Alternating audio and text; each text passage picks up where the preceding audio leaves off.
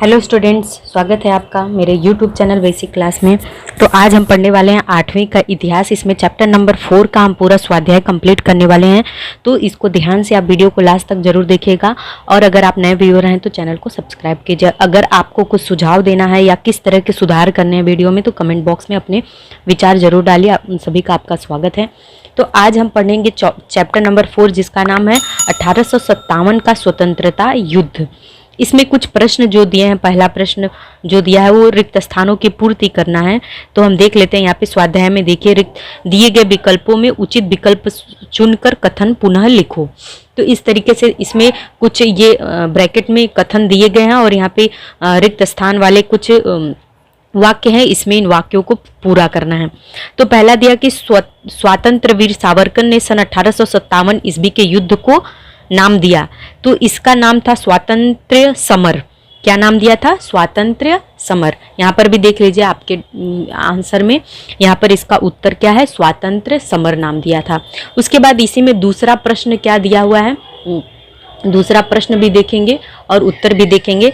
तो यहाँ पे दिया है कि पिंडारियों को संगठित कर डैश ने अंग्रेजों के विरुद्ध विद्रोह किया।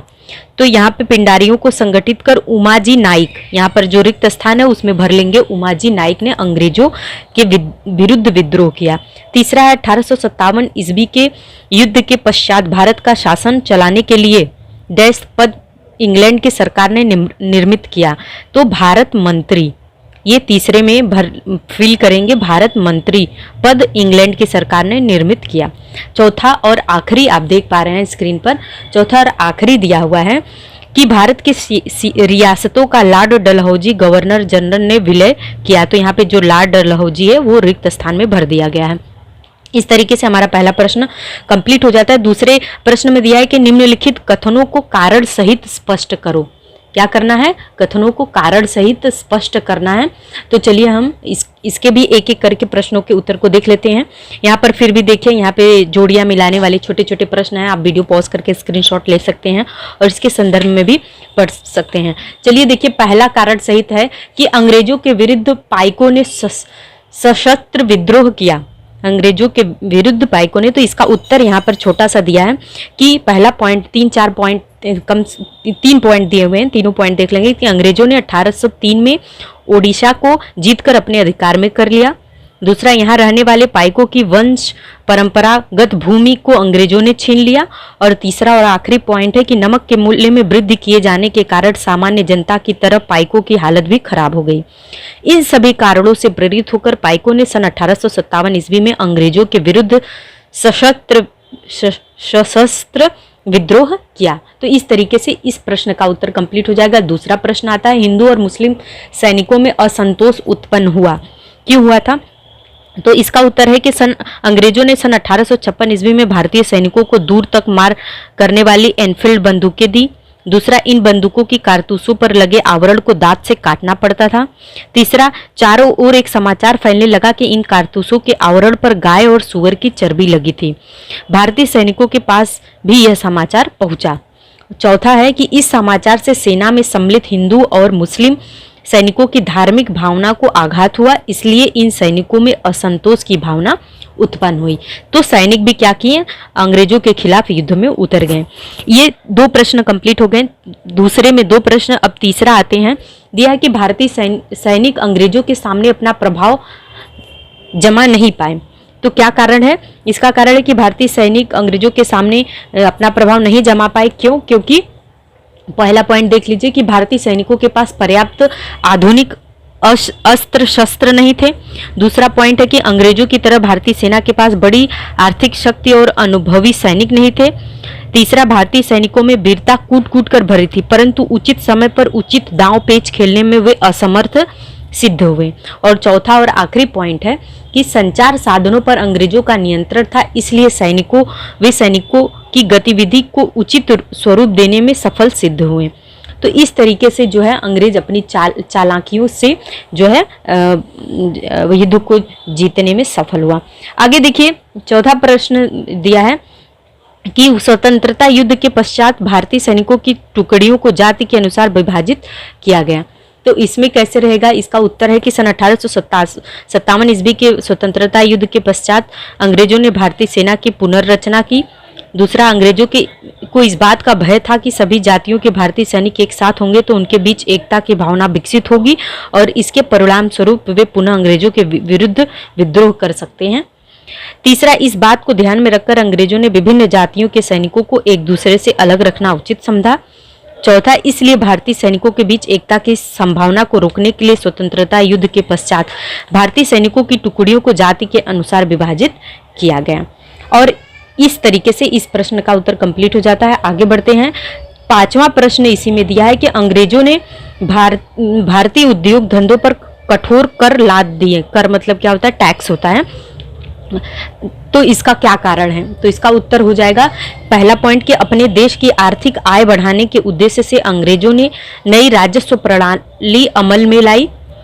उन्होंने इंग्लैंड में तैयार माल को भारतीय बाजार में बेचकर लाभ कमाने की नीति अपनाई।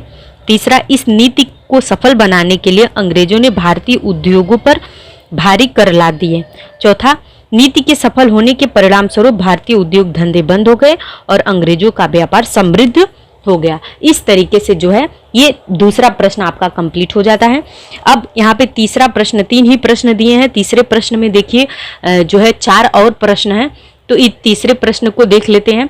इसमें पहला दिया है कि 1857 ईस्वी के स्वतंत्रता युद्ध के पीछे कौन से सामाजिक कारण थे, तो इसका उत्तर यहाँ पर देख लीजिए।